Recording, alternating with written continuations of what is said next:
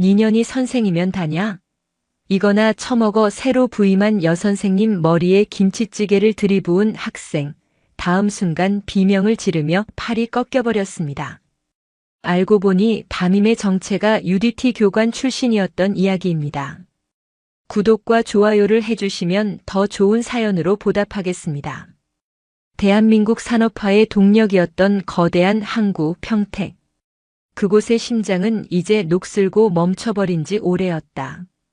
잿빛 컨테이너와 버려진 공장들 사이 섬처럼 고립된 평택 항만고등학교는 그런 도시의 그림자를 고스란히 품고 있었다.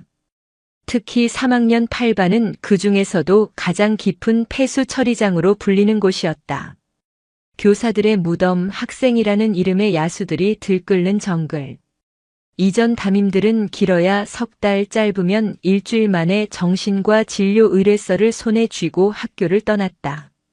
그 지옥의 아가리 속으로 새로운 담임이 부임하는 날이었다. 교장 오정국은 착잡한 심정으로 교장실 창밖을 내다봤다. 새로 온 국어교사 한서진 32세. 그녀의 이력서는 지금껏 이 학교에 부임했던 그 어떤 교사와도 달랐다. 아니, 대한민국 어느 학교에서도 찾아보기 힘든 이력이었다. 해군 특수전전단 UDTSEAL 부사관 출신. 육군 특수전사령부 제707 특수임무단 대테러 훈련 수료. 서류만 보면 인간병기 그 자체였다. 하지만 오정국의 눈앞에 앉아있는 한서진은 가녀린 목선과 깊고 차분한 눈매를 가진 오히려 지적이고 우아한 분위기를 풍기는 미녀였다. 긴 생머리를 단정하게 묶고 몸에 꼭 맞는 정장을 입은 모습은 군인이라기보다 대기업의 유능한 비서실장을 연상시켰다. 한서진 선생님, 오정국이 마른 입술을 핥으며 입을 열었다. 다시 한번 말하지만 3학년 8반은 보통의 상식으로는 이해할 수 없는 곳입니다. 아이들이라고 부르기엔 너무 멀리 가버린 녀석들이 모여 있어요. 교장의 목소리에는 진심 어린 우려가 담겨 있었다. 저 가녀린 몸으로 그 맹수들을 감당할 수 있을까? 첫날부터 성희롱적인 발언에 상처받고 울며 뛰쳐나오진 않을까? 한서진은 조용히 오정국을 바라보다가 나지막이 입을 열었다.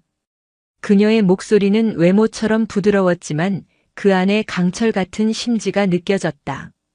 교장 선생님, UDT 훈련의 첫 번째 목표가 무엇인지 아십니까? 임무 완수 아닙니까? 생존입니다. 어떤 극한의 상황에서도 반드시 살아남는 것.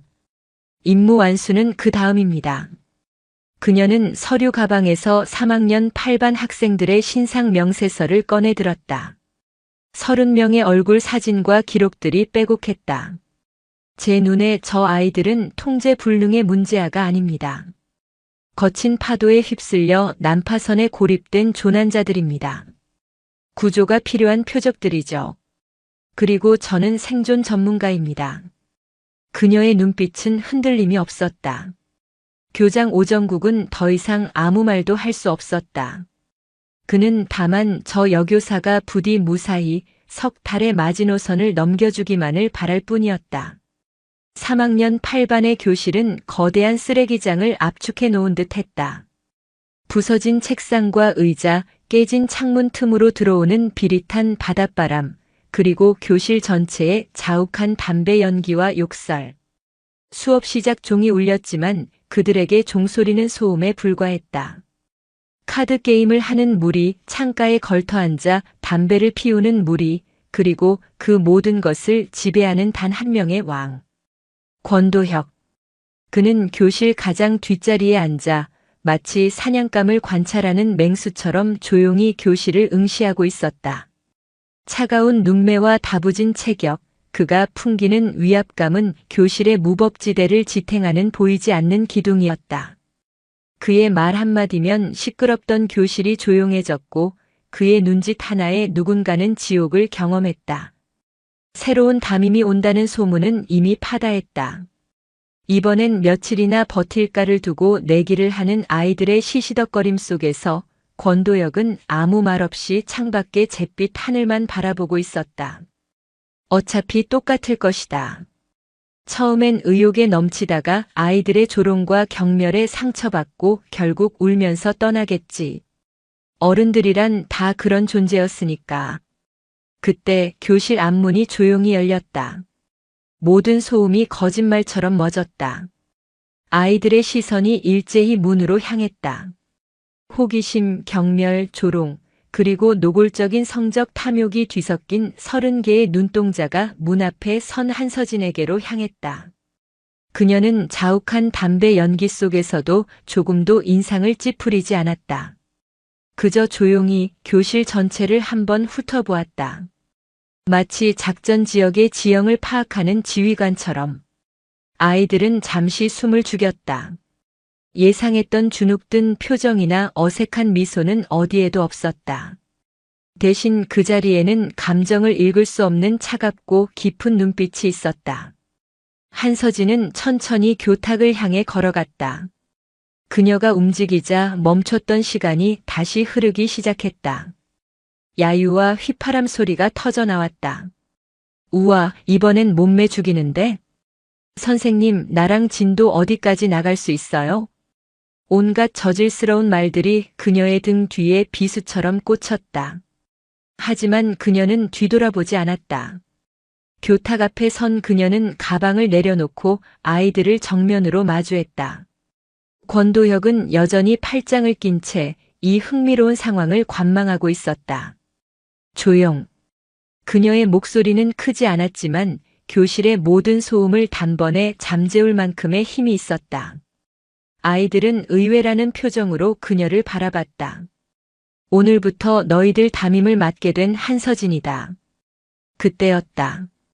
3학년 8반의 행동대장이자 권도혁의 충실한 개인 황태산이 자리에서 일어났다. 그는 185cm가 넘는 거구에 유도 선수 출신다운 다부진 체격을 자랑했다. 그는 희죽거리며 주머니에서 담배를 꺼내 입에 물었다. 그리고는 보란듯이 라이터 불을 켰다. 교사들 앞에서도 서슴없이 담배를 피우는 것은 이 구역의 왕이 누구인지를 보여주는 그들만의 의식이었다. 선생님, 황태산이 연기를 한서진의 얼굴 쪽으로 길게 내뿜으며 말했다. 우리 반은 좀 빡셉니다. 스트레스 받아서 담배라도 안 피우면 사람이 돌아요. 이해하시죠? 노골적인 도발이었다. 다른 아이들이 낄낄거리며 상황을 즐겼다. 신임 여교사가 어떤 반응을 보일지, 울먹이며 교무실로 도망칠지, 아니면 소리를 지르며 분노할지 모두가 기대하고 있었다. 한서진은 아무 말 없이 황태산을 바라봤다. 그녀의 눈에는 분노도 두려움도 없었다. 그녀는 천천히 황태산에게 다가갔다. 또각또각 그녀의 구두 소리가 정적에 휩싸인 교실을 울렸다. 황태산의 바로 앞에 선 그녀는 그의 입에 물린 담배를 가만히 내려다봤다. 그리고 다음 순간 그녀는 손을 들어 담배를 그의 입에서 빼냈다. 너무나 자연스럽고 빠른 동작이라 황태산은 미처 반응하지도 못했다. 그녀는 빼앗은 담배를 바닥에 던지고 구둣발로 비벼 껐다. 불장난은 하는 게 아니야. 특히 내 놈처럼 머리에 든 것 없는 놈들은. 싸늘한 목소리였다. 교실의 공기가 얼어붙었다. 황태산의 얼굴이 시뻘겋게 달아올랐다. 감히 여자가, 그것도 새로운 계집 선생이 자신의 면전에 대고 이런 모욕을 준 것이다. 이 씨발년이 진짜. 황태산의 주먹이 그녀를 향해 날아들려는 찰나 뒷자리에 앉아있던 권도혁이 나지막이 말했다. 그만해, 태산아. 황태산의 주먹이 허공에서 멈칫했다. 그는 분을 사귀지 못하며 권도혁을 돌아봤다. 권도혁은 여전히 무표정한 얼굴로 한서진을 보고 있었다. 그의 눈빛은 이전보다 더 깊고 서늘해져 있었다. 저 여자는 뭔가 달랐다. 지금까지의 선생들과는 근본부터가 달랐다. 첫 번째 기싸움은 그렇게 누구의 승리도 아닌 채로 끝나는 듯 보였다. 하지만 이것은 거대한 폭풍의 전조에 불과했다. 진짜 전쟁은 이제부터 시작이었다.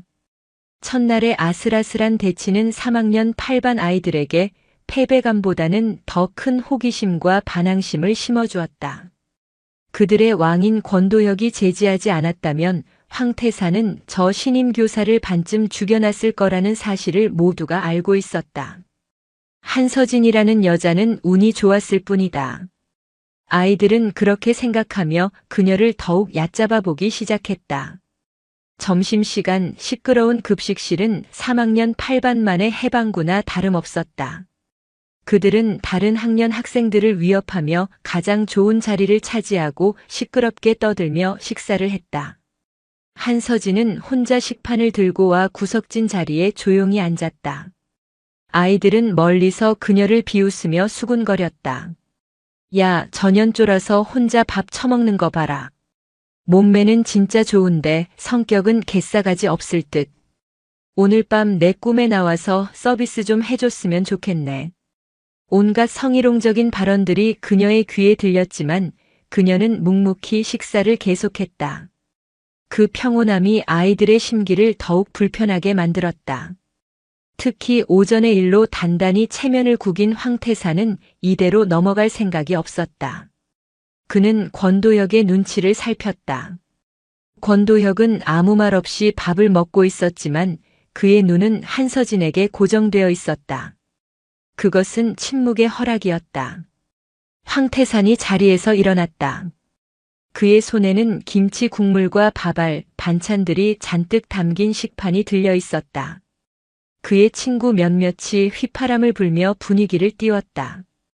급식실의 모든 학생들의 시선이 그에게로 쏠렸다. 그는 마치 무대 위 주인공이 된 것처럼 어깨를 으쓱하며 한서진에게로 걸어갔다. 한서진은 그가 다가오는 것을 알면서도 고개를 들지 않았다. 그저 숟가락으로 밥을 뜨고 있을 뿐이었다. 황태사는 그녀의 바로 등 뒤에 섰다. 그리고는 사악한 미소를 지으며 들고 있던 식판을 천천히 기울였다. 촤아그. 끔찍한 소리와 함께 붉은 김치 국물과 음식물 쓰레기들이 그녀의 머리 위로 쏟아져 내렸다. 정성스럽게 묶었던 머리카락은 엉망으로 흐트러졌고 하얀 블라우스는 더러운 얼룩으로 물들었다. 밥알 몇 개가 그녀의 뺨에 붙어 흘러내렸다. 급식실 전체가 순간 정적에 휩싸였다. 모두가 숨을 죽이고 다음 상황을 지켜봤다. 보통의 여자라면, 아니 보통의 사람이라면 울음을 터뜨리거나 비명을 지르며 자리를 박차고 일어났을 것이다. 하지만 한서진은 움직이지 않았다. 그녀는 마치 아무 일도 없었다는 듯 손에 들고 있던 숟가락을 식판 위에 조용히 내려놓았다. 그리고는 천천히, 아주 천천히 자리에서 일어섰다. 그녀의 얼굴에는 분노도 슬픔도 당혹감도 없었다. 오직 얼음장처럼 차가운 고요함만이 존재했다. 그녀가 천천히 뒤를 돌았다. 음식물로 범벅이 된 얼굴, 엉망이 된 머리와 옷. 그 처참한 몰골에도 불구하고 그녀의 눈빛은 오히려 더욱 서늘하게 빛나고 있었다. 그 눈빛과 마주한 황태사는 자신도 모르게 마른 침을 삼켰다. 재밌냐? 한서진이 나지막이 물었다. 황태사는 애써 태어난 척 어깨를 으쓱하며 비웃었다. 어이쿠, 죄송합니다, 선생님. 손이 미끄러졌네. 이거 어쩌나 옷 다 버리셨네. 내가 빨아드려요? 아니면 우리 집 가서 샤워라도 하고 갈래요? 내가 등 밀어줄 수도 있는데. 그의 말이 끝나자마지 주변에서 낄낄거리는 웃음소리가 터져나왔다. 한서진은 희미하게 미소를 지었다. 하지만 그 미소는 눈까지 닿지 않아 오히려 더 섬뜩하게 느껴졌다. 너 춤은 출 줄 알아? 예. 춤이요? 황태사는 어리둥절한 표정을 지었다. 우리 블루스 타임 한번 가질까? 그가 비꼬는 투로 되물었다. 아니. 한서진이 고개를 저었다. 나는 탱고를 더 좋아해. 그 말이 끝나는 순간 그녀의 몸이 움직였다. 눈으로 따라갈 수 없는 속도였다.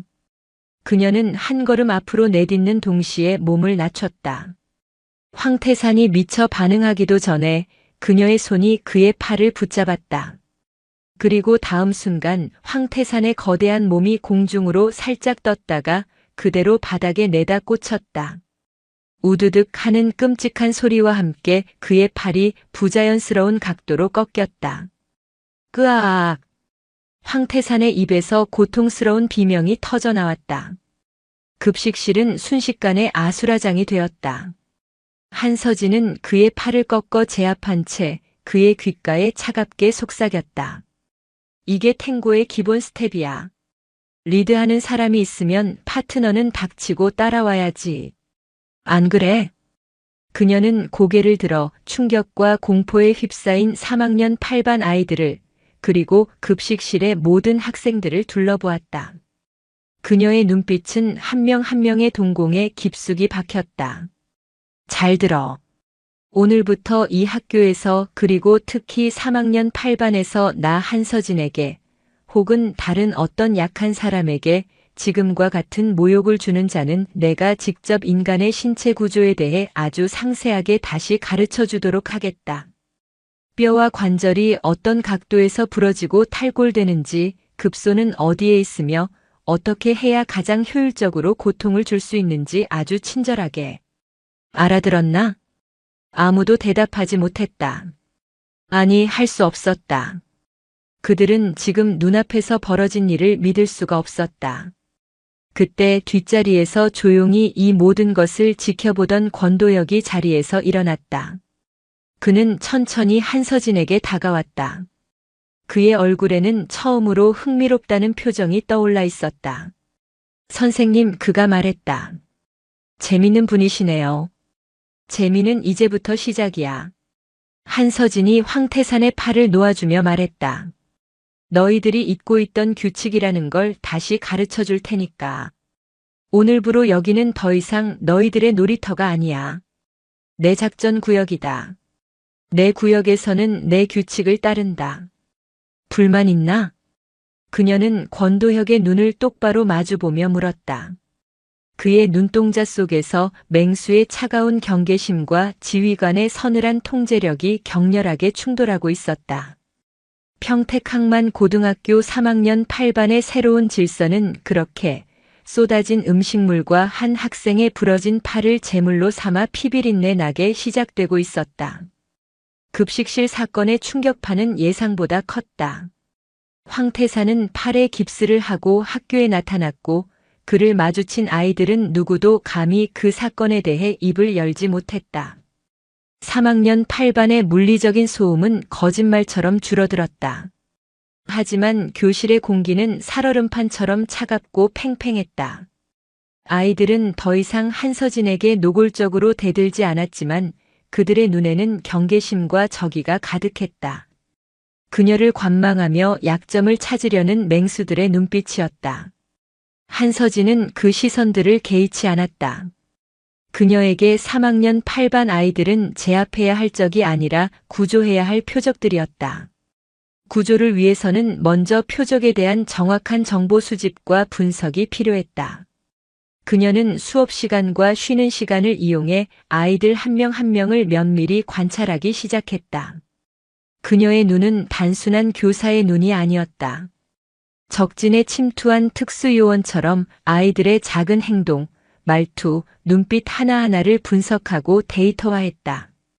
권도혁은 여전히 왕처럼 군림했지만 이전처럼 폭력적인 모습을 드러내지는 않았다. 그는 한서진의 행동을 예측하려는 듯 끊임없이 그녀를 관찰했다. 황태산은 깁스한 팔을 과시하며 억지로 센 척했지만 한서진과 눈이 마주칠 때마다 움찔거리는 것을 숨기지 못했다. 다른 아이들은 그 두 사람의 눈치만 살피는 하이에나 무리와 같았다. 그러던 중 한서진의 레이더에 한 아이가 포착되었다. 이시우. 그 아이는 반에 존재하지만 존재하지 않는 아이, 투명인간이었다. 왜소한 체격에 늘 고개를 숙이고 다니는 아이. 누구와도 눈을 마주치지 않고 누구에게도 말을 걸지 않는 아이. 그는 황태산 무리에게 공식적인 빵 셔틀이자 감정 쓰레기통이었다. 아이들은 그의 돈을 빼앗고 그에게 폭력을 행사하면서도 아무런 죄책감을 느끼지 못했다. 이시우는 그 모든 것을 당연하다는 듯이 받아들였다. 저항은커녕 고통스러운 신음소리 한 번 내지 않았다. 국어 시간 한서진은 현대시 유인물을 나눠주며 시를 읽고 가장 마음에 남는 구절이나 자신의 감상을 자유롭게 한 문장으로 적어보라고 했다. 아이들은 대부분 귀찮다는 듯 낙서를 하거나 엎드려 잠을 잤다. 그녀가 교실을 돌며 아이들의 유인물을 확인하던 중 이시우의 책상 앞에서 걸음을 멈췄다. 그의 유인물에는 단 한 문장이 개미 기어가는 듯한 작은 글씨로 적혀 있었다. 투명해지고 싶다. 그것은 단순한 문장이 아니었다. 세상으로부터 자신을 지우고 싶어하는 한 영혼의 절규였다. 깊은 바닷속으로 가라앉고 있는 조난자의 마지막 구조 신호 SOS였다. 한서진은 그 문장에서 눈을 떼지 못했다. 수업이 끝난 후 그녀는 이시우를 상담실로 불렀다. 이시우는 잔뜩 겁에 질린 얼굴로 혹시 자신이 또 무슨 잘못을 저지른 건 아닌지 안절부절 못했다. 시우야, 한서진이 부드럽게 말을 걸었다. 유인물에 적은 글 무슨 뜻인지 선생님한테 설명해 줄 수 있을까? 이시우는 고개를 푹 숙인 채 아무 말도 하지 못했다. 그의 어깨가 잘게 떨리고 있었다. 한서진은 강요하지 않았다. 대신 그녀는 자신의 이야기를 시작했다. 선생님이 UDT 훈련 받을 때 가장 힘들었던 게 뭔지 알아? 밤바다에서 몇 시간씩 수영하는 것도 아니고 무거운 보트를 머리에 이고 수십 킬로미터를 행군하는 것도 아니었어. 가장 힘들었던 건 나라는 존재가 점점 사라지는 것 같은 느낌이었어. 교관의 명령에 따라 움직이는 기계가 되어가는 것 같았지. 그때 나도 가끔 생각했어. 차라리 투명인간이 되면 이 고통이 끝나지 않을까 하고. 그녀의 말에 이시우가 처음으로 고개를 살짝 들었다. 그의 눈동자가 작게 흔들렸다. 한서진은 이시우의 유인물을 가리켰다. 내가 쓴 이 문장은 포기하겠다는 말이 아니야. 살고 싶다는 뜻이야. 누가 제발 나 좀 여기서 꺼내주세요 하는 비명이지. 맞지? 이시우의 눈에서 참았던 눈물 한 방울이 툭 떨어져 유인물 위로 번졌다. 그는 끝내 아무 말도 하지 못했지만 그것은 그 어떤 대답보다 더 확실한 긍정이었다. 그날 이후 한서진은 고스트 프로토콜이라는 이름의 비밀 작전을 시작했다. 목표는 이시우가 더 이상 투명인간으로 살지 않도록 세상에 자신의 존재를 드러낼 용기를 갖게 하는 것이었다. 첫 번째 훈련은 아이 컨택트이었다. 그녀는 매일 방과 후 이시우를 상담실로 불렀다. 그리고 아무 말 없이 그저 자신과 10초 동안 눈을 마주치는 훈련을 시켰다. 처음에는 3초도 버티지 못하고 고개를 숙이던 이시우는 며칠이 지나자 마침내 10초를 버텨냈다. 한서진의 차분하고 흔들림 없는 눈동자를 마주하며 그는 처음으로 타인의 시선을 피하지 않는 법을 배웠다. 그것은 아주 작은 성공이었지만 그의 마음속에 용기라는 씨앗을 심기에는 충분했다. 두 번째 훈련은 정면 돌파였다. 내일부터 아침에 교실로 들어올 때 절대 땅 보지 마. 가슴 펴고 정면을 보고 걸어와. 그러다 누군가와 눈이 마주치면 피하지 말고 딱 1초만 더 쳐다봐. 할 수 있겠어? 이시우는 겁을 먹었지만 고개를 끄덕였다. 한서진은 그에게 낡은 시집 한 권을 건넸다. 윤동주의 하늘과 바람과 별과 시였다. 부끄러운 건 내가 아니야, 시우야. 부끄러워해야 할 사람들은 따로 있지. 이 시집을 읽으면서 스스로 부끄러워하지 않을 힘을 길러봐. 다음 날 아침 이시우는 한서진이 시킨 대로 가슴을 펴고 정면을 응시하며 교실로 들어섰다. 아이들은 수군거렸지만 그는 시선을 피하지 않았다. 그가 자신의 자리에 앉으려 할 때 황태산이 일부러 발을 걸었다. 이시우가 바닥에 넘어지며 손에 들고 있던 시집을 놓쳤다. 황태산이 시집을 발로 툭 차며 비웃었다. 어쭈, 이 병신이 책도 읽네. 야, 이게 뭐냐? 하늘과 바람과 별과 지랄. 황태산이 시집을 짓밟으려는 순간이었다. 그만해라. 차가운 목소리가 교실을 울렸다. 권도혁이었다.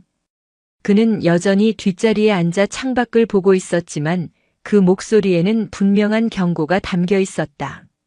황태산은 움찔하며 발을 거두었다. 권도혁은 한서진의 이런 행동들을 이해할 수 없었다. 쓸데없는 짓이라고 생각했다. 저런 병신 하나 챙겨준다고 뭐가 달라진단 말인가. 약한 놈은 도태되는 게 세상의 이치였다. 하지만 자신도 모르게 황태산을 제지한 자신의 행동에 권도혁은 스스로도 당황했다. 저 여자가 만들어내는 미세한 파장이 그의 견고했던 세계관에 아주 작은 균열을 만들고 있었다. 이시우는 넘어진 자리에서 일어나 묵묵히 시집을 주워 먼지를 털었다. 그리고 자리에 앉아 처음으로 허리를 꼿꼿이 폈다. 그의 고스트 프로토콜은 이제 막 시작되었을 뿐이었다.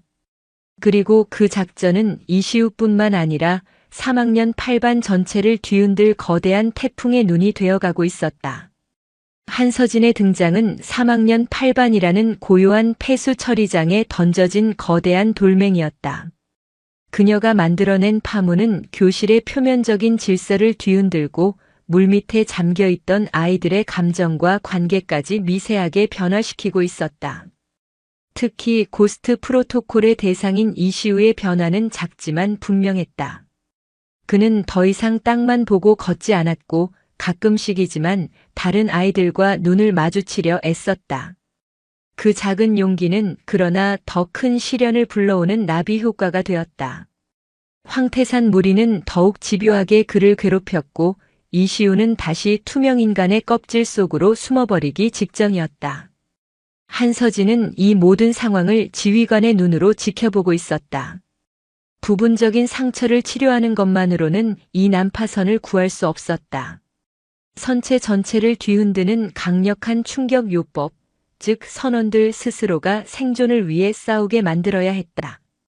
중간고사가 끝난 어느 날 그녀는 교탁 앞에 서서 폭탄 선언을 했다. 이번 기말고사 국어 수행평가는 팀 프로젝트로 진행한다. 아이들은 시큰둥했다. 어차피 답안지를 밀어 쓰거나 백지로 낼 놈들이 대부분이었다. 프로젝트의 주제는 생존이다. 그녀의 말에 몇몇 아이들이 피식 웃었다.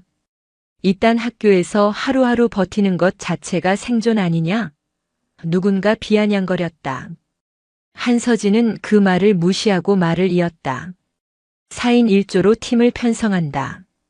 조 편성은 내가 직접 한다. 그리고 이번 프로젝트의 현장 학습 장소는 평택항 서부 해안방어선 일대다. 교실이 순간 술렁였다.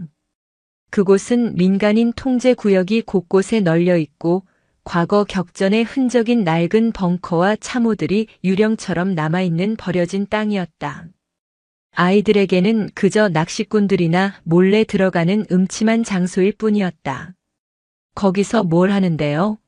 황태산이 깁스한 팔을 극적이며 물었다. 말 그대로 생존한다. 각 조에게는 최소한의 보급품과 지도가 주어진다. 지정된 시간까지 최종 목적지에 도착해 그 과정에서 생존이라는 주제에 대한 보고서를 작성해 제출하는 것이 과제다. 점수는 팀 단위로 부여된다. 그녀는 칠판에 조 편성을 적기 시작했다. 아이들의 이름이 하나씩 호명될 때마다 희비가 엇갈렸다. 그리고 마지막 조의 이름이 불리는 순간 교실의 공기가 얼어붙었다. 8조 권도혁, 이시우, 황태산, 그리고 최민준 반에서 가장 왜소하고 말 없는 학생. 모두의 시선이 권도혁에게로 쏠렸다. 3학년 8반의 왕, 권도혁과 공식 패급이자 유령인 이시우를 한 조로 묶어버린 것이다. 심지어 행동대장인 황태산과 이시우만큼이나 존재감 없는 최민준까지. 그것은 의도적인 도발이자 잔인한 실험이었다. 왕과 노예, 포식자와 먹잇감을 한 우리에 가둬버린 것이나 다름없었다. 황태산이 벌떡 일어나 소리쳤다. 선생님 장난합니까? 이딴 병신 새끼랑 어떻게 같이 프로젝트를 하라는 겁니까? 그의 손가락이 정확히 이시우를 향했다. 이시우는 고개를 푹 숙인 채 죽은 듯이 몸을 떨고 있었다. 권도혁은 아무 말 없이 차가운 눈으로 한서진을 쏘아보고 있었다. 그의 눈은 지금 무슨 짓을 하는 거냐고 묻고 있었다. 한서진은 권도혁의 시선을 피하지 않고 똑바로 마주하며 말했다. 전쟁터에서 가장 먼저 버려지는 건 약한 동료가 아니야. 동료를 버리는 놈이지. 리더는 전력의 강함과 약함을 따져서 부하를 선택할 수 없어. 주어진 전력으로 최상의 결과를 만들어내는 게 진짜 지휘관이다. 내가 이 반의 왕이라며? 그럼 증명해봐. 내가 그냥 동네 골목 대장인지 아니면 진짜 위기 상황에서 팀을 이끌 수 있는 지휘관인지. 그녀의 말은 권도혁의 자존심을 정면으로 관통했다. 그는 더 이상 반박할 수 없었다. 이 프로젝트를 거부하는 것은 스스로가 가짜 왕임을 인정하는 꼬락서니가 될 터였다. 그는 주먹을 꽉 쥔 채 다시 입을 다물었다. 현장 학습 당일 평택항 서부 해안가는 비릿한 갯내음과 스산한 바람으로 가득했다. 하늘은 잔뜩 흐려 있었고 파도 소리는 마치 전장의 함성처럼 들렸다. 한서진은 아이들에게 지도와 최소한의 식수가 담긴 생존 키트를 나눠주었다. 최종 목적지는 2km 전방의 7번 벙커다. 제한 시간은 3시간. 지금부터 너희들의 생존 게임을 시작한다. 권도혁의 팔조는 시작부터 삐걱거렸다. 황태산은 노골적으로 이시우와 최민준을 무시했고 권도혁은 묵묵히 앞장서서 걸을 뿐이었다. 문제는 이시우에게서 터졌다. 그는 평소 운동 부족과 극도의 긴장감 탓에 얼마 걷지 못해 다리를 절기 시작했다. 그의 보폭이 느려지자 전체 대열의 속도가 현저히 줄었다. 아, 씨발 진짜. 황태산이 참지 못하고 이시우의 등을 떠밀었다. 야, 병신아. 너 때문에 다 늦겠잖아. 그냥 여기서 돼지든가 알아서 기어와. 이시우는 넘어진 채 고개를 들지 못했다. 그의 눈에는 또다시 체념과 공포가 어렸다. 그때였다. 그만하라고. 모두가 자신의 귀를 의심했다. 방금 그 말은 이시우의 입에서 나온 말이었다. 목소리는 모기 소리처럼 작고 떨렸지만 분명한 저항의 언어였다. 황태산은 어이가 없다는 듯 헛웃음을 터뜨렸다. 뭐? 이 병신이 지금 뭐라고 씨부린 거야? 그가 이시우에게 다가가 발길질을 하려는 순간 앞서가던 권도혁이 돌아섰다. 그는 아무 말 없이 황태산과 이시우 사이에 섰다. 직접적으로 막아선 것은 아니었지만 그의 존재만으로도 황태산의 행동은 멈출 수밖에 없었다. 권도혁은 넘어져 있는 이시우를 경멸 어린 눈으로 내려다봤다. 그의 입에서 얼음장 같은 독설이 흘러나왔다. 불쌍한 척해서 선생 관심이라도 끌려는 거냐? 내가 그렇게 빌빌거리니까 쟤들이 더 신나서 날뛰는 거 몰라? 진짜 병신 같아. 그것은 비난이었지만 이상하게도 황태산의 폭력을 막아서는 방패가 되었다. 이시우는 권도혁의 말을 가만히 듣고 있었다. 그리고는 자리에서 일어나 절뚝거리면서도 다시 걷기 시작했다. 그의 작은 어깨는 여전히 떨리고 있었지만 고개는 아까보다 조금 더 들려 있었다. 권도혁은 그런 이시우의 뒷모습을 보며 자신도 이해할 수 없는 복잡한 감정에 휩싸였다. 약한 놈, 멍청한 놈, 경멸스러운 놈. 하지만 동시에 저 가느다란 다리로 어떻게든 앞으로 나아가려는 저놈의 모습에서 그는 아주 희미한 무언가를 느끼고 있었다. 그것은 지금까지 그가 경멸에 맞지 않았던 의지라는 단어와 닮아 있었다. 그들은 서로 아무 말 없이 마치 패잔병들처럼 해안선을 따라 걸었다.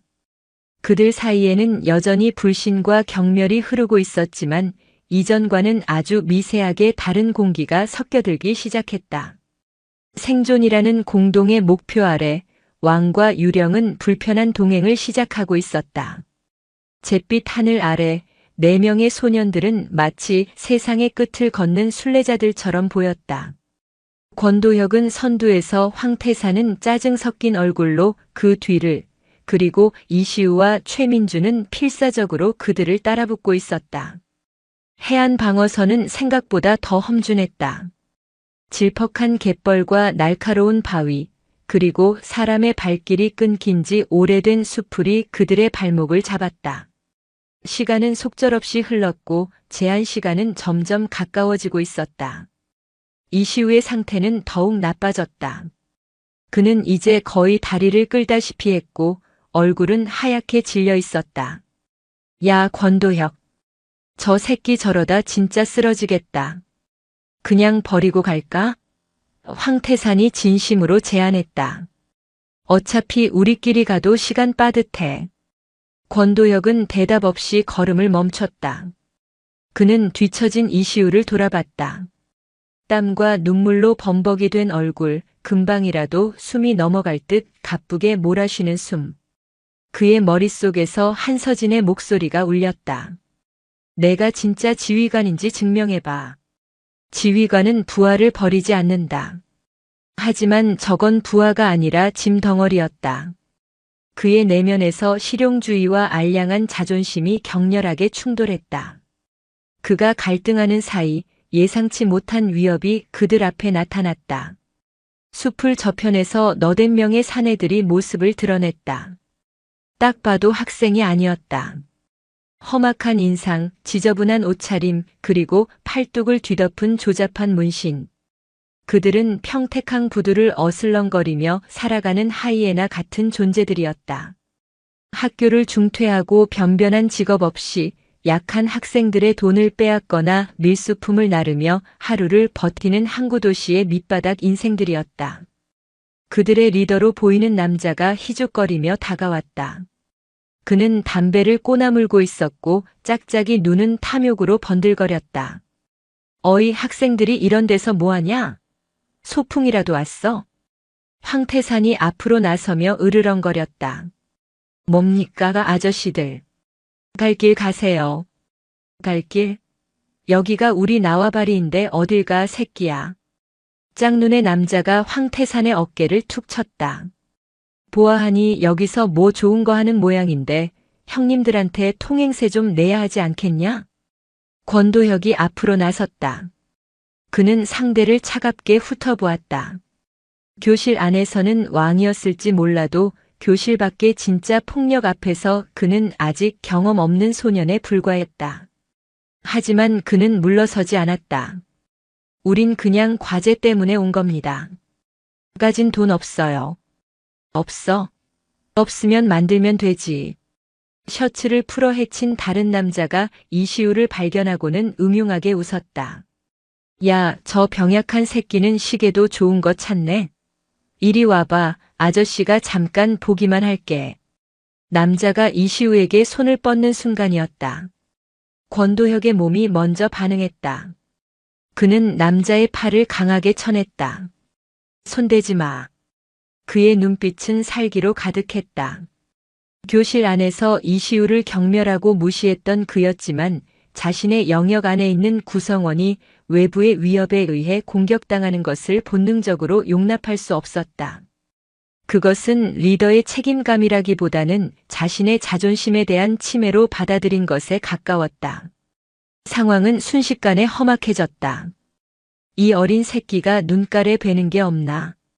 짝눈의 남자가 주머니에서 무언가를 꺼내들었다. 번쩍하고 날카로운 빛이 반사되었다. 커터칼이었다. 아이들의 얼굴이 하얗게 질렸다. 장난이 아니었다. 이들은 진짜였다. 교실에서의 주먹다짐과는 차원이 다른 진짜 폭력이었다. 황태산은 거구에도 불구하고 겁에 질려 뒷걸음질 쳤다. 최민주는 이미 울상이 되어 있었다. 오직 권도형만이 물러서지 않고 칼을 든 남자를 노려보고 있었다. 하지만 그 역시 다리가 미세하게 떨리는 것은 어쩔 수 없었다. 마지막으로 경고한다.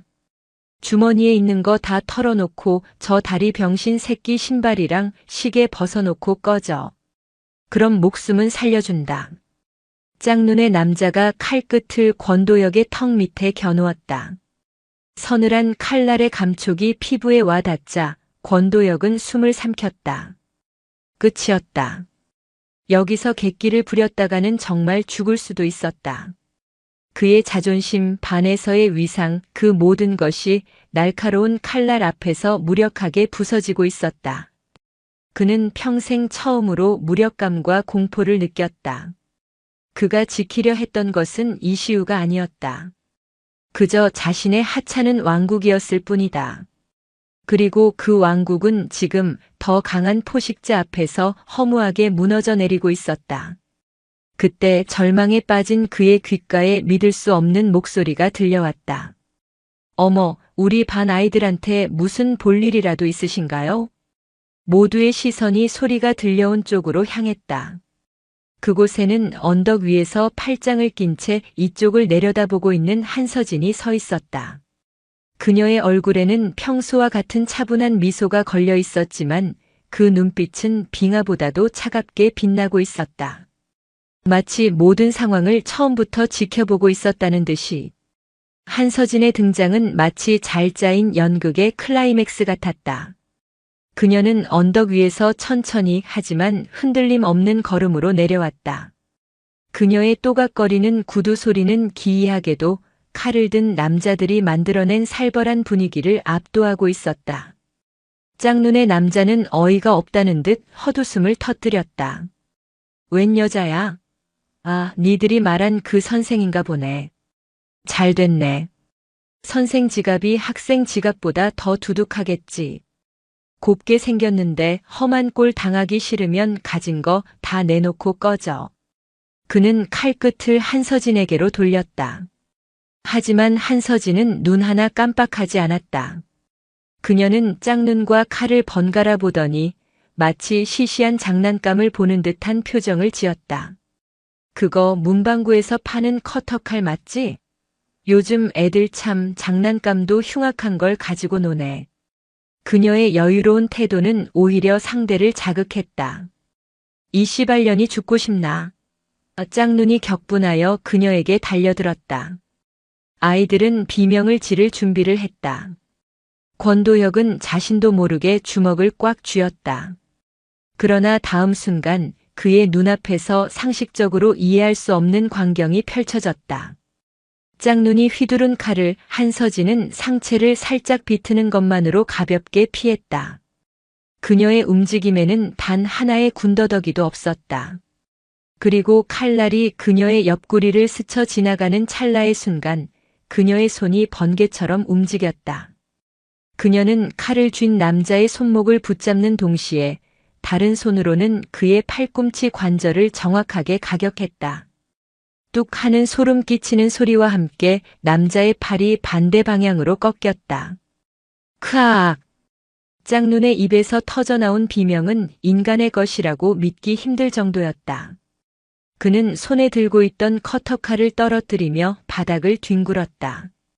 한서진은 그가 떨어뜨린 커터칼을 구둣발로 가볍게 밟아 부러뜨렸다. 남아있던 불량배들은 순식간에 벌어진 상황에 넋을 잃고 서 있었다. 그들의 눈에는 공포가 가득했다. 자, 한서진이 부드럽게 웃으며 말했다. 다음은 누구 차례일까? 그것은 신호탄이었다.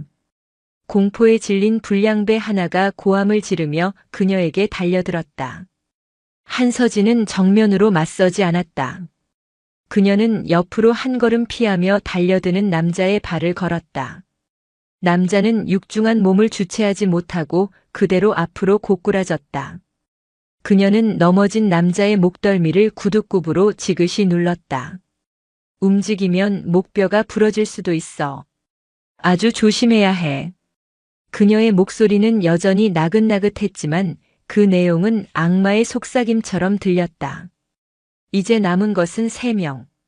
그들은 서로의 얼굴만 쳐다볼 뿐 감히 달려들지 못했다. 그들의 눈에 한서진은 더 이상 가녀린 여교사가 아니었다. 인간의 형상을 한 재앙 그 자체였다. 상황 파악이 좀 됐나? 한서진이 남아있는 이들을 향해 물었다. 내가 지금부터 3가지 선택지를 줄게. 첫째, 덤벼서 팔다리 몇 개 부러지고 경찰서에 가든가. 둘째, 여기서 도망치다가 나한테 잡혀서 죽기 직전까지 맞고 경찰서에 가든가. 셋째, 지금 당장 바닥에 머리 박고 내가 경찰을 부를 때까지 대기하든가. 그녀는 손목시계를 슬쩍 보았다. 선택할 시간은 5초 주지. 5, 4. 그녀의 카운트다운이 끝나기도 전에 남은 3명은 마치 약속이라도 한 듯 일제히 무릎을 꿇고 바닥에 머리를 박았다. 항구 도시의 하이에나들은 순한 양이 되어 벌벌 떨고 있었다. 권도혁은 그 모든 광경을 입을 벌린 채 지켜보고 있었다. 충격, 그 이상의 감정이었다.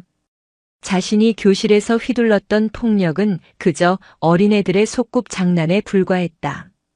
진짜 힘, 상대를 압도하고 상황을 완벽하게 통제하는 진짜 힘이 무엇인지 그는 오늘 처음으로 목격했다. 그것은 단순한 물리력이 아니었다. 위기 상황에서도 흔들리지 않는 담력, 상대의 심리를 꿰뚫어보는 통찰력, 그리고 최소한의 움직임으로 최대의 효과를 내는 정교한 기술. 한서진은 그 모든 것을 갖춘 완벽한 지휘관이었다. 한서진은 휴대폰을 꺼내 여유롭게 경찰에 신고했다. 신고를 마친 그녀는 아직도 넋이 나간 채 서 있는 자신의 학생들에게로 돌아왔다. 프로젝트는 이걸로 종료한다. 전원 목표 달성 실패. 하지만 실전 상황에서 동료를 버리지 않고 끝까지 함께 있었으니 전원 만점 처리하겠다. 그녀의 말에 아이들은 아무 대답도 하지 못했다. 그때 조용히 있던 이시우가 절뚝거리며 권도혁에게 다가갔다. 그는 고개를 숙인 채 작은 목소리로 말했다. 아까 전망대에서 내가 한 말 맞아. 나 진짜 병신 같아. 맞고만 있는 것도 불쌍한 척하는 것도 다 맞는 말이야. 권도혁은 아무 말 없이 그를 내려다봤다. 그래서 고마웠어. 그렇게라도 말해줘서. 이시우의 진심 어린 감사에 권도혁은 마치 망치로 머리를 한 대 맞은 듯한 충격을 받았다. 그는 한 번도 누군가에게 고맙다는 말을 들어본 적이 없었다. 특히 이시우 같은 녀석에게서는 더더욱. 그는 늘 빼앗고 군림하고 경멸하는 쪽이었다. 하지만 오늘 그는 자신도 모르게 누군가를 지켰고 그 대가로 감사를 받았다. 가슴 속에서 무언가 단단하게 굳어있던 것이 녹아내리는 느낌이었다. 그는 아무 대답도 하지 못하고 그저 멍하니 한서진을 바라보았다. 음식물 쓰레기를 뒤집어 쓰고도 태어냈고 맹수 같은 학생들 앞에서 눈 하나 깜빡하지 않았으면 칼을 든 괴한들을 장난감처럼 제압한 여자. 그녀는 그가 평생을 경멸하고 무시했던 어른이자 선생이었다. 그리고 지금 이 순간 권도혁의 마음속에서 그녀는 단순한 선생을 넘어 경외와 존경의 대상이 되어가고 있었다. 견고했던 그의 성벽은 완전히 허물어지고 있었다. 그리고 그 폐허 위에서 새로운 감정의 싹이 트기 시작했다. 평택항 서부 해안 방어선 사건은 학교를 발칵 뒤집어 놓았다. 경찰 조사에서 불량배들은 한서진에게 일방적으로 제압당했으며 학생들이 위험에 처한 상황이었다는 사실이 명백히 밝혀졌다. 그녀는 정당 방위를 인정받았지만 사건의 여파는 이제부터 시작이었다. 소문은 뱀처럼 교활하게 그리고 안개처럼 무성하게 퍼져나갔다. 새로운 국어 선생, 알고 보니 조폭 출신이다. 학생들을 방패 삼아 깡패들과 싸움을 붙였다. 그 여자 사실은 UDT에서 불명예 제대한 정신 이상자다. 근거 없는 억측들은 사리부터 괴물이 되었고 몇몇 학부모들은 교육청에 정식으로 민원을 제기하기에 이르렀다. 아이들을 지키기 위한 행동은 과잉 폭력과 교사 자질 부족이라는 주홍글씨가 되어 그녀의 목을 조여왔다. 권도혁은 혼란스러웠다. 그날 이후 그의 세상은 중심을 잃고 흔들리고 있었다. 한서진이 보여준 압도적인 힘 그리고 이시우가 건넨 어설픈 감사의 말. 그의 머릿속에서 두 개의 상반된 세상이 격렬하게 충돌했다. 힘으로 약자를 짓밟는 것이 생존 법칙이라 믿었던 자신의 세상과 그 힘으로 약자를 지키는 것이 책임이라고 말하는 그녀의 세상. 교실의 분위기도 미묘하게 변해 있었다. 아이들은 더 이상 한서진을 두려워하거나 경멸하지 않았다. 그들의 눈에는 이제 복잡한 감정이 서려 있었다. 경외, 호기심 그리고 아주 약간의 죄책감. 그들은 자신들이 괴롭히던 선생이 자신들을 지키기 위해 기꺼이 괴물이 되었다는 사실을 어렴풋이 깨닫고 있었다. 결국 교육청 감사가 시작된다는 소문이 학교에 파다하게 퍼졌다. 한서진이 교사직을 박탈당할 수도 있다는 흉흉한 이야기까지 흘러나왔다. 권도혁은 더 이상 방관할 수 없었다. 그는 그 이유를 알아야만 했다. 도대체 왜? 무엇 때문에 저 여자는 모든 것을 걸고 이 시궁창 같은 곳에 뛰어든 것인지. 그날 저녁 모든 학생들이 하교하고 텅 비어버린 교실. 권도혁은 홀로 남아 교무실로 향했다. 어둠이 내린 교무실에는 단 하나의 책상에만 스탠드 불빛이 켜져 있었다. 한서진은 감사에 대비한 경위서를 작성하고 있었다. 그녀의 얼굴에는 그늘이 드리워져 있었지만 표정은 여전히 담담했다. 안 가고 뭐해? 그녀가 먼저 말을 걸었다. 권도혁은 대답 대신 그녀의 책상 앞으로 다가와 섰다. 그는 한참을 망설이다 마침내 입을 열었다. 왜 그랬습니까? 뭐가? 해안가에서. 왜 우리 때문에 위험한 짓을 했냐고 묻는 겁니다. 어차피 우리 같은 놈들은 신경 쓸 가치도 없는 폐급들이잖습니까? 그의 목소리에는 날카로운 가시와 함께 아주 희미한 떨림이 섞여 있었다. 한서진은 쓰던 펜을 내려놓고 스탠드 불빛 아래에서 조용히 글을 올려다보았다.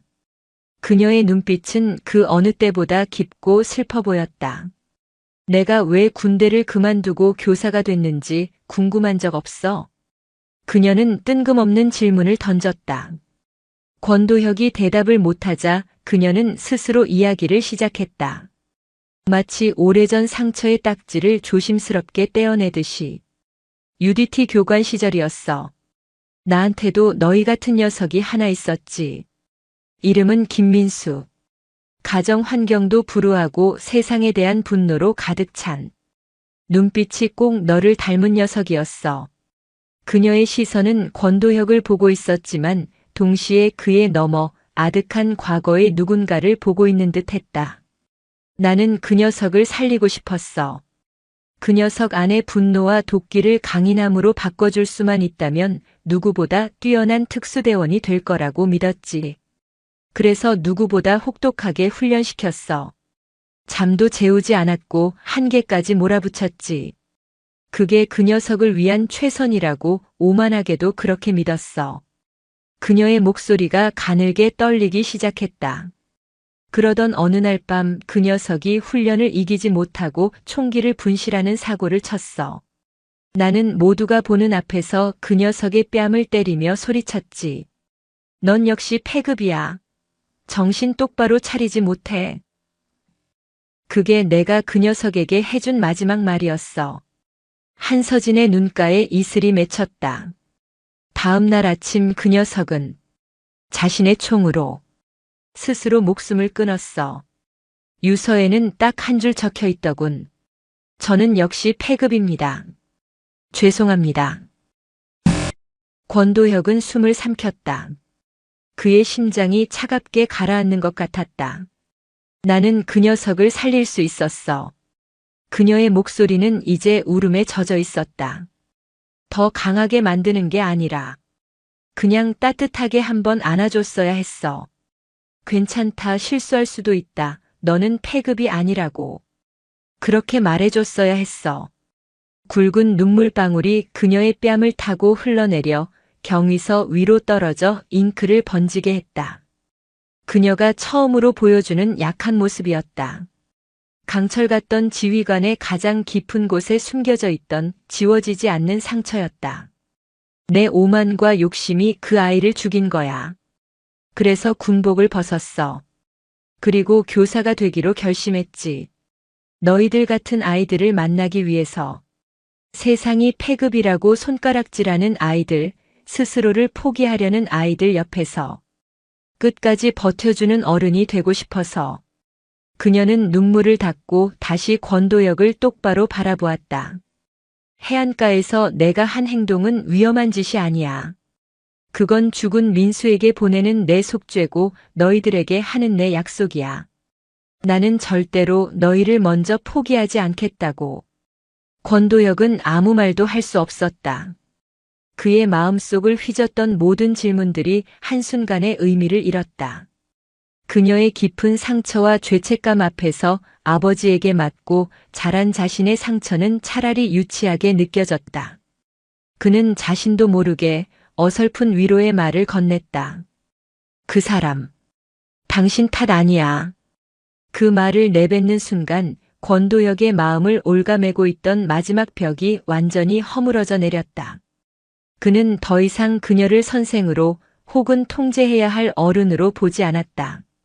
그는 깊은 상처를 안고 자신들과 같은 폐급들을 지키기 위해 싸우는 고독한 지휘관의 모습을 보고 있었다.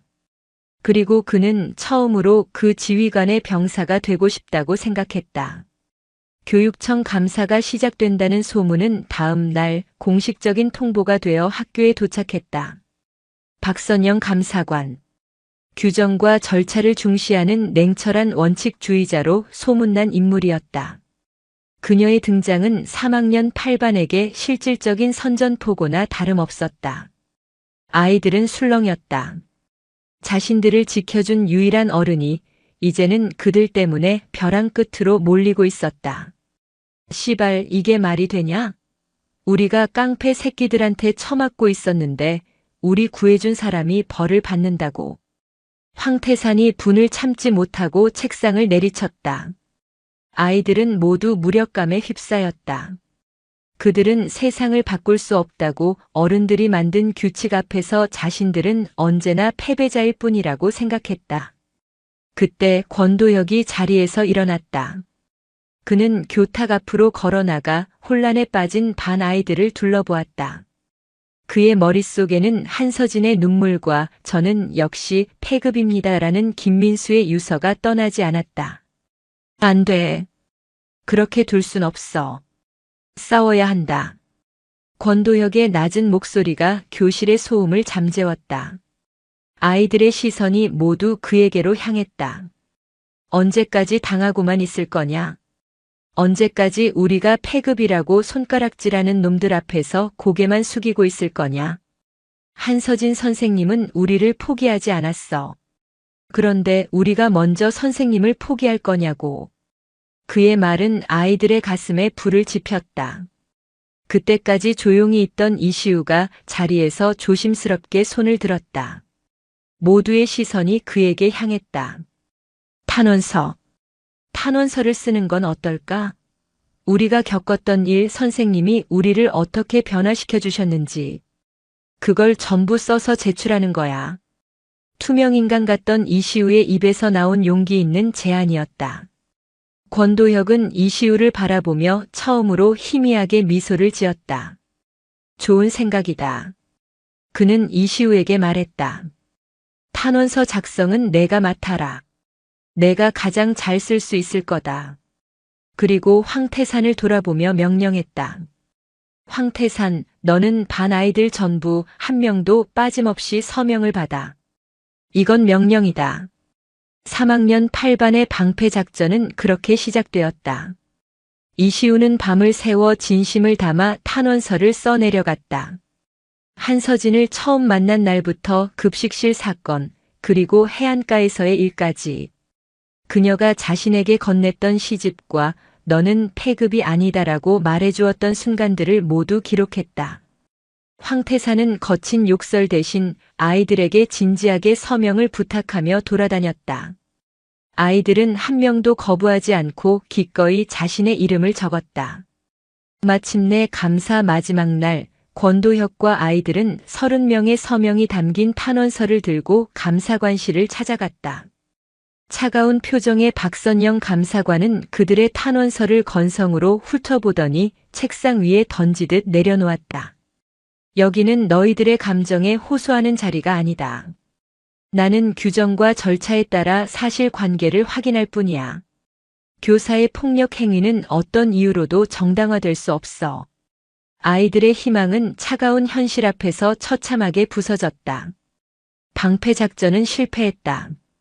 아이들은 복도를 걸어 나오며 다시 한번 깊은 무력감에 휩싸였다. 바로 그때였다. 어떤 년이야? 내 아들 망쳐놓은 년이 어떤 년이냐고.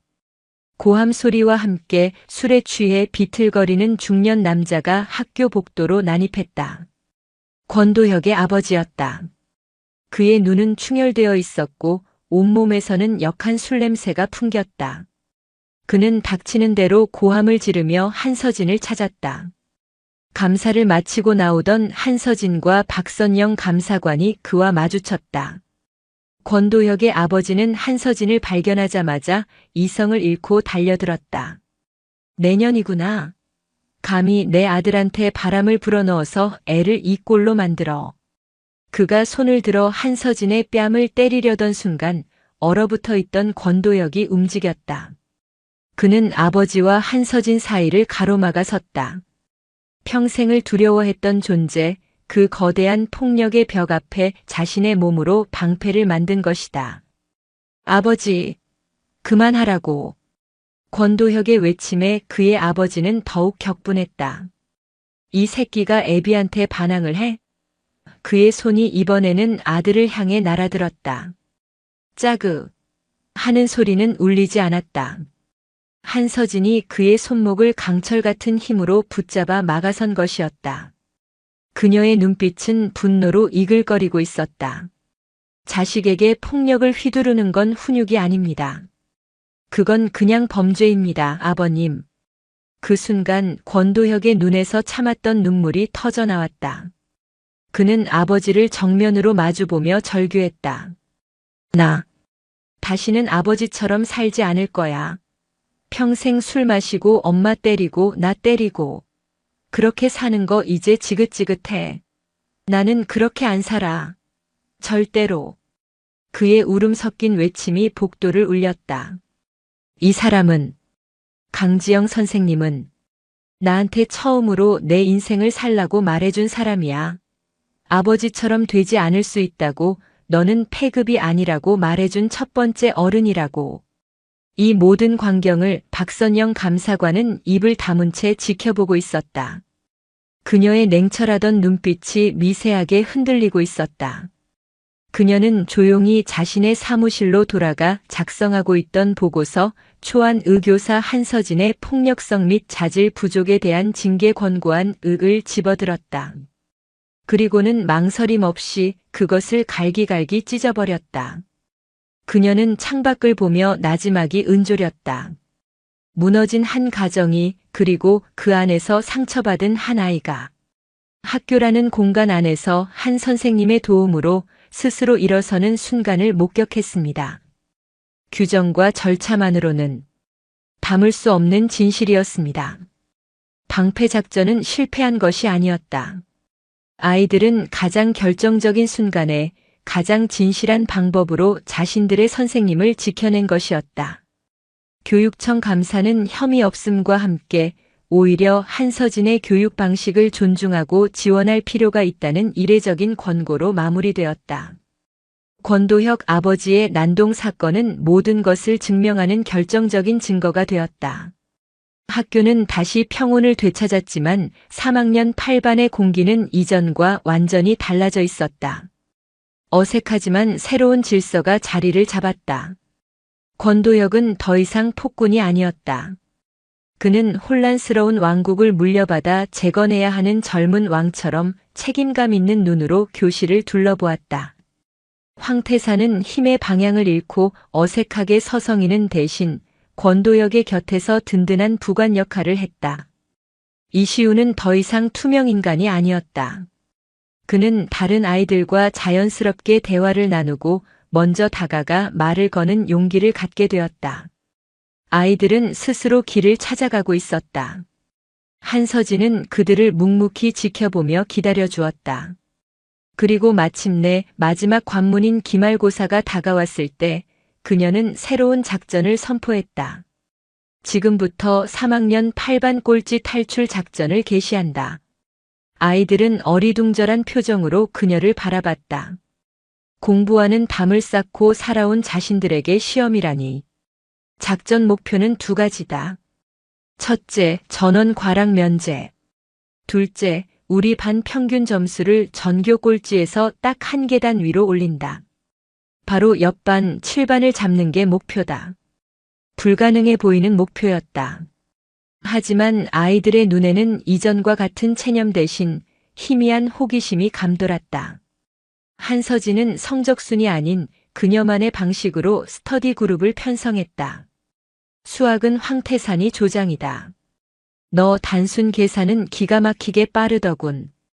영어는 최민준. 너 혼자 단어 외우는 거 봤어. 국어는 이시우. 넌 이제 누구보다 글을 잘 이해하잖아. 그녀는 각 과목별로 아주 조금이라도 나은 학생들을 교관으로 임명하고 나머지를 훈련병으로 편성했다. 성적이 아닌 임무 중심적인 편성이었다. 그리고 마지막으로 권도혁을 지목했다. 권도혁, 너는 이 작전의 총괄 지휘를 맡는다. 싸움의 판을 읽고 녀석들이 딴짓 못하게 끝까지 밀어붙이는 건 내가 최고니까. 내 전략과 깡을 이번에는 주먹이 아니라 연필로 증명해봐. 처음이었다. 아이들은 자신의 의지로 교과서를 펼쳤다. 교실은 순식간에 야전 지휘소로 변했다. 여기저기서 욕설과 질문이 뒤섞여 터져 나왔다. 야, 이 새끼야. 그네 공식이 뭐냐고. 아, 씨발, 비동사가 뭐 이리 많아. 황태산은 수학 문제를 못 푸는 녀석의 머리를 가볍게 쥐어박으며 공식을 외우게 했고, 이시우는 차분한 목소리로 시의 함축적 의미를 설명해주고 있었다. 권도혁은 교실을 돌아다니며 잠을 자거나 딴짓을 하는 녀석들의 등짝을 후려치며 소리쳤다. 정신 안 차려? 7반한테 지고 싶냐? 우리가 왜 패급 소리를 듣는 줄 알아? 시작도 해보기 전에 포기하기 때문이야. 고개 들어, 이 새끼들아. 아직 안 끝났어. 그의 외침은 더 이상 공포의 대상이 아니었다. 함께 싸우는 지휘관의 동료였다. 아이들은 처음으로 서로를 가르치고 서로에게 배우며 밤늦게까지 교실에 남았다. 그들의 모습은 더 이상 패급이 아니었다. 어떻게든 이기기 위해 발버둥 치는 처절하지만 위대한 전사들이었다. 마침내 시험이 끝나고 성적표가 나오는 날. 교실에는 무거운 침묵이 흘렀다. 한서진이 성적표 뭉치를 들고 교탁 앞에 섰다. 기적은 일어나지 않았다. 그녀의 첫마디에 아이들의 어깨가 축 처졌다. 너희들 성적 여전히 바닥이다.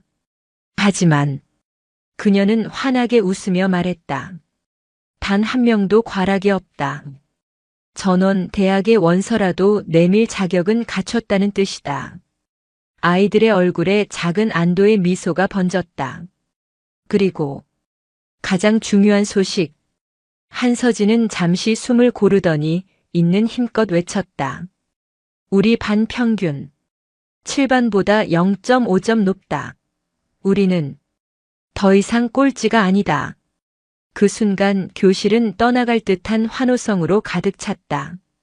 아이들은 서로를 부둥켜 안고 책상을 두드리며 포효했다. 그것은 1등의 환희가 아니었다. 평생을 패배자로 살아온 이들이 자신의 힘으로 일궈낸 첫 번째 승리에 대한 감격의 함성이었다. 그들은 찍지 않고 풀어 얻은 점수가 주는 짜릿한 성취감에 취해 있었다. 평택항만 고등학교 3학년 8반. 패급들의 집합소는 이제 사라졌다. 그 자리에는 수많은 상처와 실수를 딛고 함께 싸우고 승리하는 법을 배운 하나의 팀이 서 있었다.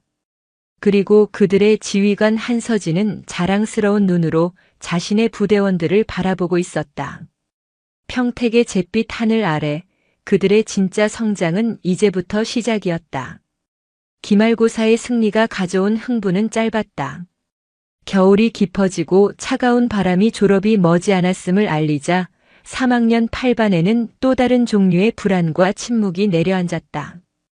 그들은 난생 처음으로 승리라는 것을 맛보았지만 전쟁에서 승리한 병사들이 그러하듯 전쟁이 끝난 후 무엇을 해야 하는가라는 막막한 질문 앞에 서게 된 것이다. 지금까지 그들의 삶은 단순했다. 버티거나 부수거나 포기하거나. 하지만 이제 그들 앞에는 선택이라는 한 번도 마주해 본 적 없는 거대한 벽이 서 있었다. 대학 원서를 쓰는 아이들의 뒷모습을 보며 3학년 8반 아이들은 자신들이 여전히 세상의 기준에 한참 모자란 패급이라는 현실을 깨달았다. 그들은 싸우는 법은 배웠지만 살아가는 법은 배우지 못했다. 교실은 다시금 무기력한 공기로 채워져 갔다. 권도혁은 창밖을 보는 날이 많아졌고 황태산은 의미 없이 주먹을 쥐었다 폈다를 반복했다. 이시우는 다시 책 속에 고개를 파묻었지만 그의 눈은 글자를 따라가지 못하고 방황했다. 그 변화를 가장 먼저 감지한 것은 물론 지휘관 한서진이었다. 그녀는 종례 시간 복잡한 표정의 아이들 앞에 서서 새로운 작전명을 선포했다. 지금부터 3학년 8반의 마지막 작전을 개시한다. 아이들의 눈이 일제히 그녀에게로 향했다. 작전명 미래 좌표 설정. 목표는 각자 자신의 졸업 후 진로를 결정하고 그 목표를 달성하기 위한 구체적인 계획을 수립하는 것이다. 이것은 팀 단위가 아닌 각자가 지휘관이 되어 수행하는 단독 작전이다. 보고는 나에게 1대1로 진행한다. 그녀는 진로 상담이라는 평범한 단어 대신 미래 좌표 설정이라는 말을 사용했다. 아이들에게는 그 편이 훨씬 더 익숙하고 가슴에 와닿았다. 그것은 막막한 현실이 아니라 반드시 완수해야 할 또 하나의 임무가 되었다. 그날부터 교무실 한편에 마련된 상담 테이블에는 3학년 8반 아이들의 발길이 끊이지 않았다. 한서진은 각자의 개인 파일과 관찰 기록을 토대로 마치 참모가 지휘관에게 작전 브리핑을 하듯 그들 스스로도 몰랐던 장점과 가능성을 제시했다. 가장 먼저 그녀를 찾아온 것은 의외로 황태산이었다. 선생님, 저는 뭘 해야 할지 진짜 모르겠습니다. 공부는 머리에 들어오지도 않고 할 줄 아는 건 싸움질밖에 없는데. 한서진은 그의 파일을 넘겨보며 말했다. 너 해안가에서 불량배들 나타났을 때 제일 먼저 권도혁이랑 이시우 앞을 막아섰어. 그리고 스터디 그룹 할 때 수학 문제 못 푸는 애들 끝까지 포기 안 시키고 옆에 붙어서 도와주더군. 넌 힘을 통제할 줄 알고 자기 사람을 지킬 줄 아는 놈이야. 그녀는 책상 서랍에서 누렇게 바랜 사진 한 장을 꺼내 보여주었다. UDT 훈련 시절 갯벌에서 동기의 군장을 대신 메고 걷고 있는 젊은 시절의 한서진이었다. 힘은 누군가를 부수는 데 쓰는 게 아니라 지키는 데 쓸 때 가장 강해진다. 황태산. 혹시 군인은 어때? 부사관으로 지원해봐. 너 같은 녀석이 지키는 나라라면 꽤 안전할 것 같은데. 황태산의 눈이 처음으로 빛나기 시작했다. 그는 평생 처음으로 폭력이 아닌 힘의 가치를 인정받았다. 이시우는 한 편의 시를 써서 그녀에게 가져왔다. 투명인간이 본 세상이라는 제목의 시였다. 그 안에는 어둠 속에서 빛을 발견하기까지의 고통과 희망이 고스란히 담겨 있었다. 그래. 사람의 마음을 움직이는 힘이 있구나, 시우야. 국문학과에 지원해봐. 너의 언어는 과거의 너처럼 어둠 속에 있는 누군가에게 작은 등불이 되어줄 수 있을 거야. 그리고 마지막으로 권도혁이 그녀를 찾아왔다. 그는 아무 말 없이 그저 창밖의 운동장만 바라보고 있었다. 결정했나, 너의 좌표는? 한서진의 물음에 권도하이혁은 한참 만에 입을 열었다. 아버지를 용서할 수 없을 것 같습니다. 용서하지 마. 대신 뛰어넘어. 어떻게요? 너는 누구보다 규칙을 증오했지만 사실은 누구보다 공정한 규칙을 원했어. 내가 교실에서 왕으로 군림했던 건 힘의 논리로나마 너만의 질서를 세우고 싶었기 때문이지. 넌 판을 읽을 줄 알고 사람을 이끌 줄 알아. 그리고 이제는 무엇이 진짜 힘인지도 알게 됐지. 그녀는 경찰 대학 지원 요강이 담긴 브로셔를 그의 앞에 내밀었다. 내가 가장 증오했던 아버지의 폭력과 세상의 부조리함. 그것들과 가장 정면에서 싸울 수 있는 곳이다. 내 힘을, 규칙을 세우고 약자를 지키는 데 써.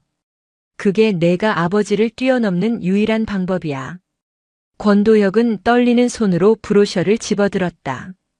그의 눈에는 더 이상 분노와 증오가 아닌 단단한 결의가 서려 있었다. 평생을 자신을 짓눌렀던 어둠의 정체를 깨닫고 그 어둠을 향해 정면으로 걸어나갈 좌표를 설정한 순간이었다. 졸업식이 며칠 남지 않은 어느 겨울날 작은 사건이 터졌다. 황태산이 시내에서 아르바이트를 하던 중 행패를 부리는 취객으로부터 가게 주인을 보호하다가 쌍방 폭행 혐의로 경찰 조사를 받게 된 것이다. 부사관 지원의 신원 조회가 결정적인 상황에서 그것은 치명적인 결격 사유가 될 수 있었다. 소식을 들은 3학년 8반 아이들이 경찰서로 달려갔다.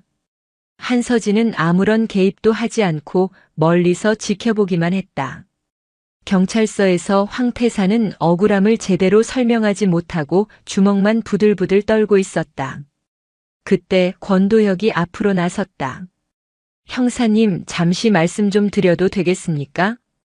그는 과거 감사관 앞에서 탄원서를 냈던 경험을 살려 침착하고 논리적으로 상황을 설명하기 시작했다. 그는 이시우에게 주변 가게의 CCTV를 확보해오라고 지시했고 다른 아이들에게는 목격자 진술을 받아오라고 임무를 부여했다. 아이들은 일사불란하게 움직였다. 그들은 더 이상 주먹으로 문제를 해결하려 하지 않았다. 대신 규칙 안에서 자신들의 정당함을 증명하는 법을 배우고 있었다. 결국 CCTV 영상과 목격자들의 일관된 진술 덕분에 황태산은 정당방위를 인정받고 훈방 조치될 수 있었다. 경찰서를 나오며 황태산은 권도혁의 어깨를 툭 치며 말했다. 고맙다. 권도혁은 피식 웃으며 대답했다. 지휘관이 부하 챙기는 건 당연한 거다. 그 모습을 지켜보던 한서진의 입가에 자랑스러운 미소가 번졌다. 그녀의 마지막 작전은 이미 성공적으로 완수된 것이나 다름없었다. 그리고 마침내 졸업식 날. 3학년 8반 아이들은 어색한 교복을 마지막으로 차려입고 강당에 앉아 있었다. 그들의 얼굴에는 더 이상 패급의 그늘이 없었다. 각자의 미래를 향한 두려움과 설렘이 교차하는 평범한 19살의 얼굴이었다. 졸업식이 끝나고 아이들은 자신들의 교실에 마지막으로 모였다. 그들은 돈을 모아 준비한 작은 선물 상자를 한서진에게 건넸다. 상자 안에는 30명의 아이들과 그녀가 함께 찍은 사진이 담긴 액자와 서툰 글씨로 최강 8반 지휘관 한서진 교관님께라고 적힌 작은 감사패가 들어있었다. 권도혁이 대표로 나서서 말했다. 그는 한서진의 눈을 똑바로 바라보며 깊이 고개를 숙였다. 감사했습니다. 교관님, 선생님이 아닌 교관님. 그들이 그녀에게 바칠 수 있는 최고의 존칭이었다. 아이들이 모두 떠나고 텅 빈 3학년 8반 교실. 한서진은 홀로 남아 창밖을 바라보았다. 교문 밖으로 흩어지는 아이들의 뒷모습은 더 이상 구조가 필요한 조난자들이 아니었다. 각자의 항해를 시작하는 독립적인 함선들이었다. 그녀는 책상 서랍 깊숙한 곳에서 낡은 군번줄 하나를 꺼냈다. 그곳에는 김민수의 이름이 새겨져 있었다. 그녀는 군번줄을 가만히 어루만지며 나지막이 속삭였다. 보고 있나, 민수야. 그녀의 눈가에 조용한 눈물이 흘러내렸다. 하지만 그것은 더 이상 죄책감의 눈물이 아니었다. 이번엔 전원 무사히 구조했다. 평택항의 잿빛 하늘 너머로 어느새 따스한 겨울 햇살이 비치고 있었다. 폐급들의 최종 기착지였던 3학년 8반의 문이 닫혔다. 그리고 그곳에서 수많은 상처 입은 영혼들의 새로운 작전이 이제 막 시작되고 있었다. 오늘도 인생지의 말씀을 잘 들어주셔서 감사합니다.